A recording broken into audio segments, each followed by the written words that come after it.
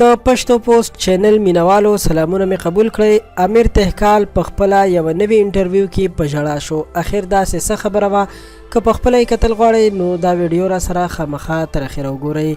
امیر تهکال چې د پیښور تهکال اوسیدونکی دی ډیره موده پس په سوشل میډیا باندې راښکاره شو چې خپله یوه نوې انټرویو یې ریکارډ کړې ده. امیر تهکال په خپلو خبرو کې ویلي دي چې پښتنو ځوانانو او نوي کول ته وایم چې د نشو نه ځانونه وساتئ، ګینې زما په شانتې حال به ستاسو هم وي.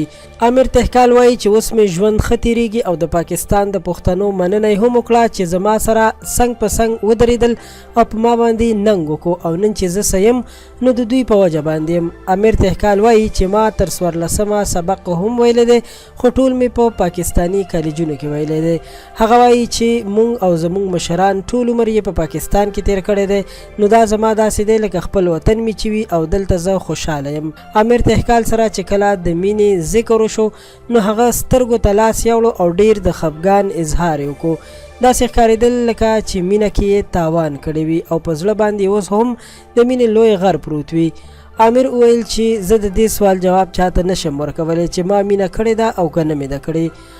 امیر چې اوس مهال په تهکال کې ژوند کوي وایي چې کله زه مشهور نه وم نو ما به دا مشهور خلک لیدل، ما به ویل چې دا څومره ډېر مینوال لري او زه به ډېر حیرانېدم هم، خو چې کله اوس زه ګورم چې زه مشهور شوی یم نو احساس راته وشو چې اوس ژوند څومره سخت دی چې چېرته ځو نو خلک رانه راتاو شي، اگر که ماته مینه راکوي او زما مینوال دي خو بیا هم داسې آزاد نشو ګرځېدی.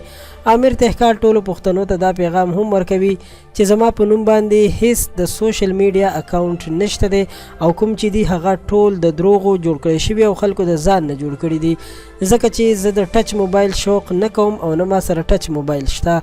زه یو ساده موبایل ساتم او خپل ضرورت پرې پوره کوم.